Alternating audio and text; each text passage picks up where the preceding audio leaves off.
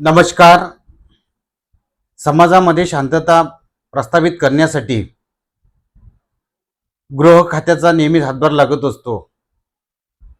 गृह खात्यामुळंच समाजामध्ये शांतता प्रस्थापित होते आणि अर्थातच ते श्रेय जातं, ते सर्वच सर्व श्रेय हे गृहमंत्र्याला जात असतं.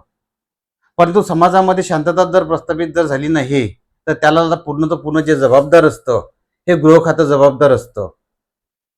गृह खातं बऱ्याचदा ते गृहमंत्र्यांच्या आदेशावर चालत असतं असं म्हणतात. आधुनिक काही प्रकरणामध्ये गृह खात्याची एवढी बदनामी झाली आणि गृहमंत्र्याची एवढी बदनामी झाली की सर्वसामान्य माणसाचा त्या गृह खात्यावरून मोठ्या प्रमाणामध्ये विश्वास उडालेला आहे. गृह खात्यामध्ये कोण येतं? तर गृह खात्यामध्ये गृहची पूर्ण व्यवस्था येते, त्या राज्याची पूर्ण व्यवस्था येते आणि विशेषतः पोलीस प्रशासन त्याच्यामध्ये ओळखलं जातं. पोलीस प्रशासनाच्या जो वचक आहे तो नष्ट झाला की त्या ठिकाणी शांतता राहत नाही, असं एक समीकरण आहे. त्यामुळं गृह खात्याला नेहमी फटकारे खावे लागतात न्यायालयाचे. असेच काही प्रकरणं झाले की ज्याच्यामध्ये गृह खात्याची मोठ्या स्वरूपाची इब्रत गेली, गृह खात्याची मोठ्या प्रमाणामध्ये बेइज्जती झाली. त्यामुळं लोकांच्या लेखी गृह खात्यावर मोठ्या स्वरूपाचे प्रश्नचिन्ह निर्माण झालेले आहेत. गृह खात्यानं पोर्शे कार प्रकरण पुण्याला झालं 2 महिन्याच्या अगोदर.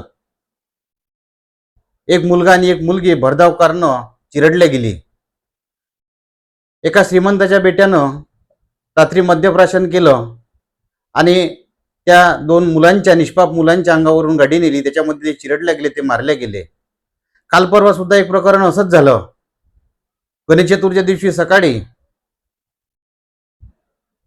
एका मंडळाचे 2 कार्यकर्ते गणपतीचं डेकोरेशन बांधत असताना त्या ठिकाणी BMW कार गेली आणि ते दोघांच्या अंगावरून गेली. त्याच्यामध्ये त्या मुलाचा जीव गेला. एवढ्या साऱ्या घटना होत असताना गृह खातं काय करते आहे? गृह खात्याची बेअब्रू बदलापूर प्रकरणामध्ये सुद्धा मोठ्या प्रमाणामध्ये गेली. अक्षरशः पोलिसांना त्या ठिकाणी मोठ्या प्रमाणामध्ये फटकारलं न्यायालयानं. बदलापूर प्रकरणामध्ये FIR दाखल करण्यामध्ये उशीर का लागला? तिच्यासोबतचा ती जी मुलगी होती जिच्यावर अत्याचार झाला, तिचं लैंगिक शोषण झालं, त्या तिच्यासोबतच्या मुलीचं बयान का घेतलं नाही? एवढे सारे प्रश्न गृह खात्यावर न्यायालयाने निर्माण केले, तरी सुद्धा त्या गृह खात्याला कोणत्या स्वरूपाची तमा नाही. अशा स्वरूपाचं एक प्रकरण रविवारी संध्याकाळी नागपूर या ठिकाणी घडलं. नागपूरच्या एका बारमधून चंद्रशेखर बावनकुळे यांचा मुलगा संकेत बावनकुळे, त्याचे 2 मित्र बारमधून रात्री 1 वाजता बाहेर पडतात. त्याच्यानंतर ते ज्या रोडवरून जातात त्या रोडवरून जाता ते रस्त्यानं जाताना 2 कारला धडक देतात. एका बाईकला धडक देत 2 कार नंतर एक बाईक पण मधामध्ये लागते, त्या बाईकला पण मोठ्या स्वरूपाचे ते धडक देतात आणि काही लोक त्यांचा पाठलाग करतात. पाठलाग केल्यानंतर त्यांना एका ठिकाणी रामदास पेठमध्ये अडवल्या जातं. तिथून ते संकेत बावनकुळे पडण्यामध्ये यशस्वी होतो आणि त्याचे जे 2 मित्र आहे त्या ठिकाणी पकडले जातात. चंद्रशेखर बावनकुळे भाजपाचे प्रदेशाध्यक्ष यांचा मुलगा त्या ठिकाणी ड्रायव्हिंग करत होता असं तिथल्या स्थानिक लोकांचं म्हणणं आहे. मग त्या ठिकाणी ज्या पद्धतीनं पोलिसांनी तपास करायला पाहिजे त्या पद्धतीनं त्या ठिकाणी तपास झालेला नाही. श्रीमंतांची मुलं मद्यपान करतील, श्रीमंतांची मुलं रस्त्यानं गाड्या लोकांच्या अंगावरून नेतील, लोकांच्या गाड्यांना धडका देतील आणि हे सरकार त्या श्रीमंतांच्या मुलांचं रक्षण करेल. मग गरिबांनी न्याय कोणाकडे मागायचा? गरिबांनी न्यायाची अपेक्षा कोणाकडून ठेवायची? आपलं गृह खाते काय करते आहे? असे प्रश्न लोकांसमोर आव्हानून उभे आहे. त्यामुळं त्या ठिकाणी अक्षम्य स्वरूपाच्या चुका जशा प्रत्येक प्रकरणामध्ये पोलिस करतात, तशा स्वरूपाच्या चुका याही प्रकरणामध्ये झालेल्या आहेत. या प्रकरणामध्ये चौकशी होण्याच्याच अगोदर जी गाडी जे संकेत बावनकुळेच्या नावानं आहे, भाजप प्रदेशाध्यक्षाचा जो मुलगा आहे चंद्रशेखर बावनकुळे यांचा मुलगा संकेत बावनकुळे यानं जी गाडी त्या प्रकरणामध्ये वापरली,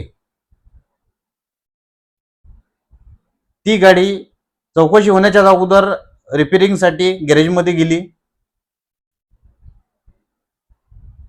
अर्थातच या तपासामधल्या त्रुटी होत्या.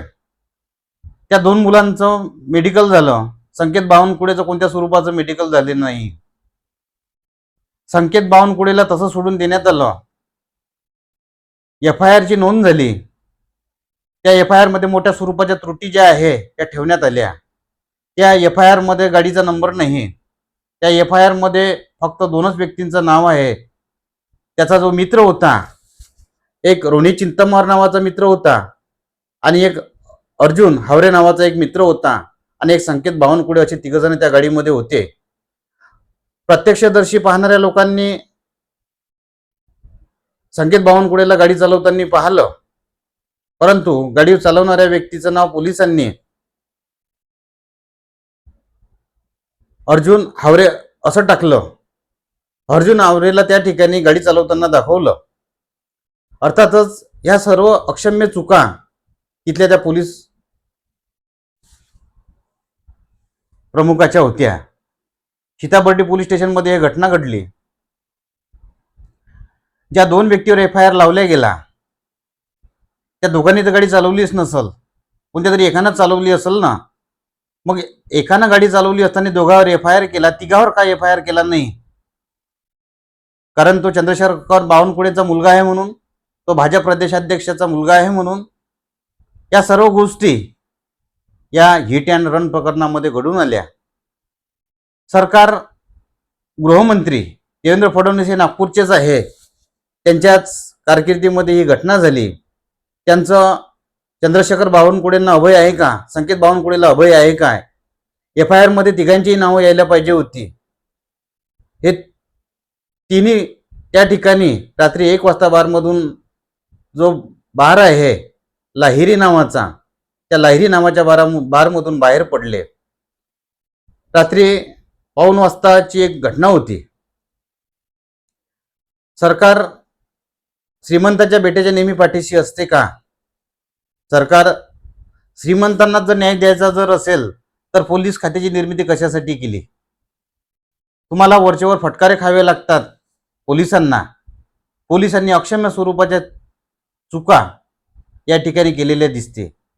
बारपासून तर ती गाडी जिथं थांबली तिथपर्यंत कोणत्या स्वरूपाचं CCTV फुटेज आतापर्यंत हाती आलेलं नाही. एक छोटंसं फुटेज त्या रोडवरचं हाती आलं, त्याच्यामध्ये त्यांनी कशा पद्धतीनं चिरडलं हे त्या ठिकाणी लक्षात आलं.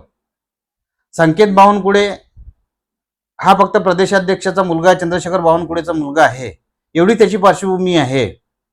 एवढ्या पार्श्वभूमीसाठी जर त्याला जर सोडणार जर असेल तर मग श्रीमंतांच्या गरिबांच्या मुलांनी काय धडा घ्यायचा? हा प्रश्न सुद्धा या ठिकाणी महत्त्वाचा वाटतो आहे. कारवाई संकेत बावनकुळे यांच्यावर सुद्धा व्हायला पाहिजे होती, परंतु त्या गाडीची नंबर प्लेट काढण्यात आली. गाडीचा नंबर होता MH40 CY 4040, VIP नंबरची गाडी होती. या गाडीमध्ये जे 3 लोक होते, चंद्रशेखर बावनकुळे असं म्हणतात की ते त्याचे जे 2 मित्र होते, म्हणजे रोनी चित्तमवार आणि अर्जुन हावरे, हे दोघं जण ड्रिंक केलेले होते. संकेत तर कोणत्या स्वरूपाचं ड्रिंक केलेलं नव्हतं असं चंद्रशेखर बावनकुळे यांचं म्हणणं आहे. परंतु ते जेव्हा बारमध्ये गेले आणि 1-1 वाजेपर्यंत जेव्हा बसतात, तेव्हा त्या ठिकाणी दुधाची व्यवस्था केली होती काय? ते दूध पिण्यासाठी त्या ठिकाणी गेला होता काय? कारण त्यांच्या गाडीमध्ये जी पावती सापडली बिलाची, त्याच्यामध्ये त्यांनी कोणते कोणते पदार्थ घेतले, त्याच्यामध्ये चिकनचं बिल आहे, त्याच्यामध्ये मटणाचं बिल आहे आणि बीफचं सुद्धा बिल आहे असं म्हणतात. काही ड्रिंक वगैरेचं बिल आहे त्याच्यामध्ये. तर हे सर्व लोक बारमधून निघतील आणि 130च्या स्पीडनं गाडी चालवतील. 130चा स्पीड तो समृद्धी महामार्गाचा आहे. हा समृद्धीचा महामार्गाने या शहरामधला महामार्ग आहे आणि सुदैवाने त्या ठिकाणी जीवितहानी झाली नाही, परंतु लोकांच्या गाड्यांना त्यांनी धडक मारल्या. याचं काय?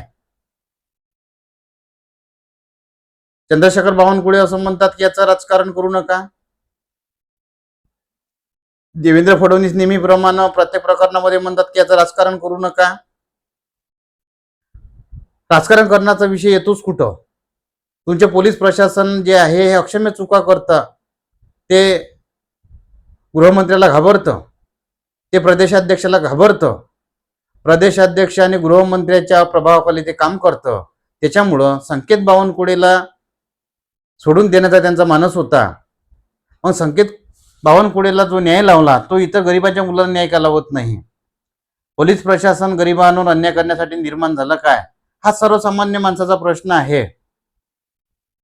आज त्या ठिकाणी सुषमा अंधारे शिवसेनेच्या नेत्या पोलीस स्टेशनमध्ये गेला. सीताबर्डी पोलीस स्टेशनमध्ये त्यांना बसण्यासाठी त्यांचा सन्मान करण्यात आला. सुषमा अंधारेंनी काही प्रश्न तिथल्या बर्डीचे जे PSI होते, जे PI होते, त्यांना काही प्रश्न विचारले. सर्व प्रश्नांची त्यांनी सोक्षमोक्ष उत्तरे दिली.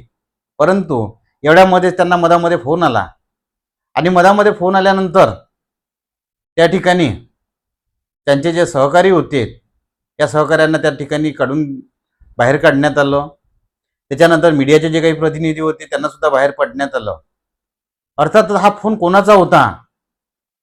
हा पोलीस दर्जाच्या वरच्या अधिकाऱ्याचा होता की एखाद्या राजकीय व्यक्तीचा होता? आणि पोलीस प्रशासन कसं काम करते आहे? पोलीस प्रशासनाची बेअब्रू गेली. पोलिसांनी त्या ठिकाणी निष्पक्षपातीपणे चौकशी करायला पाहिजे. एवढे सारे मुद्दे त्या ठिकाणी होते आहे. हिट अँड रन या प्रकरणामध्ये दारूचं बिल सापडलं, सर्वची सर्व माहिती सापडली. जर तुम्ही संकेत बावनकुळेचे जर कॉल डिटेल चेक केले पोलीस प्रशासनाने, तर त्याच्यामध्ये संकेत बावनकुळेने कोणाकोणाला फोन केले त्या सर्व लोकांची चौकशी व्हायला पाहिजे. पोर्शे कार प्रकरणामध्ये पुण्याला त्या श्रीमंताच्या बेट्यासाठी रात्री 4 वाजता अजित पवार गटाचा एक आमदार सुनील टिंगरे नावाचा पोलीस स्टेशनमध्ये रात्री 4 वाजता जातो. तो त्या ठिकाणी त्याला वाचवण्यासाठी 3 तास 4 तास त्या ठिकाणी पोलीस स्टेशनमध्ये ठिय्या मांडतो आणि त्याला बाहेर पडण्यासाठी मदत करतो. राजकीय पक्षाकडून लोकांना काय अपेक्षा ठेवायची? आणि मग ते प्रकरण सोशल मीडियामध्ये खूप व्हायरल झालं आणि मग कितीतरी दिवसानंतर त्याच्या वडिलाला अटक झाली, त्याच्या आईला अटक झाली. आता तर त्याची पोर्शे कार प्रकरणामध्ये एवढी हिंमत झाली की तो कोर्टामधून मागणी करतो आहे की माझी कार मला परत जा. एवढी त्यांची हिंमत होते कशी? गृह खात्याचा वचा कोणत्या स्वरूपाचा राहिला नाही.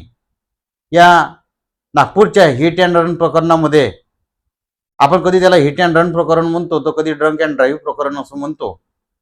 130च्या स्पीडनं जी गाडी चालते आहे ती कोणत्या अवस्थेमध्ये असेल? सर्वसामान्य माणसाला जो न्याय लावला जाते तो न्याय या प्रदेशाध्यक्षाच्या मुलाला का लावला गेला नाही? हा प्रश्न तुमच्या आमच्या सारखे सर्व जे लोक आहे ते विचारते आहे. या ठिकाणचा मीडिया त्या पद्धतीनं काम करत नाही. वर्तमानपत्रामध्ये बातम्या फार छोट्या त्या ठिकाणी छापून येतात. वर्तमानपत्र त्यांनी पूर्ण विकत घेतले. त्यांनी मीडिया सुद्धा मोठ्या प्रमाणामध्ये विकत घेतला. ज्या पद्धतीनं लोकांना न्याय भेटायला पाहिजे त्या पद्धतीनं लोकांना न्याय भेटत नाही आहे.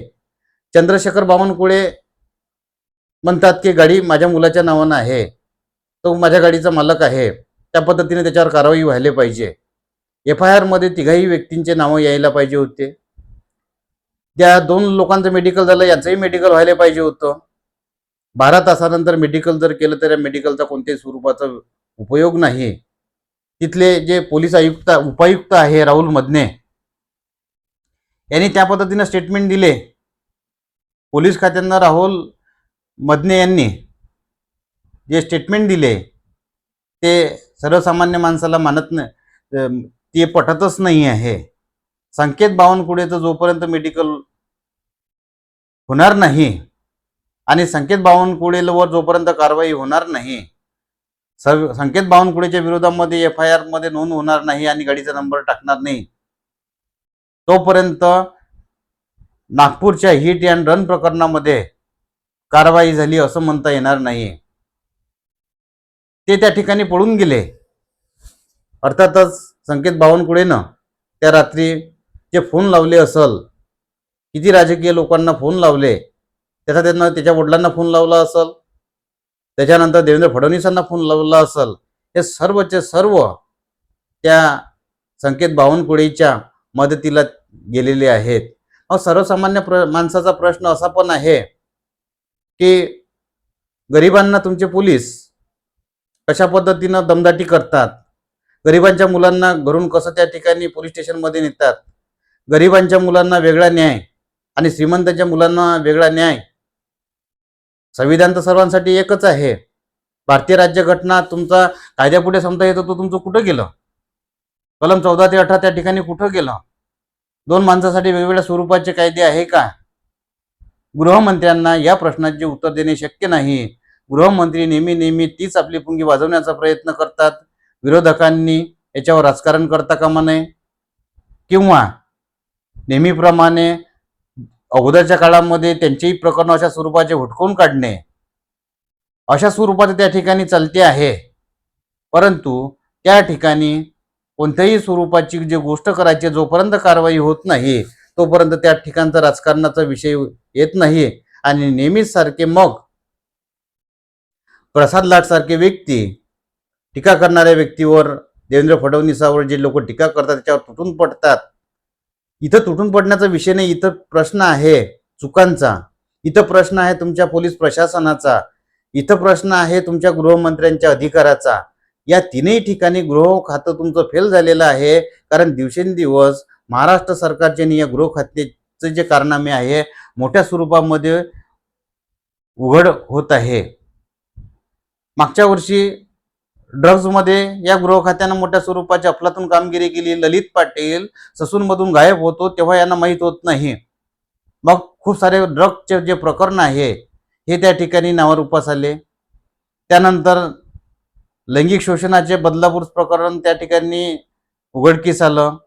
त्यानंतर छत्रपती शिवाजी महाराजांचा पुतळा त्या ठिकाणी पडला. त्या ठिकाणी जयदीप आपटे यांना शेवटपर्यंत भेटला नाही. त्याच्या विरोधामध्ये लुकआउट नोटीस जाहीर करावी लागली आणि त्याच्यानंतर तो कसा तरी एका ठिकाणी पकडला जाते. आपलं गृह खातं, आपले CBI, आपले खुफिया, आपले पोलीस एवढे घाबरलेले आहेत काय?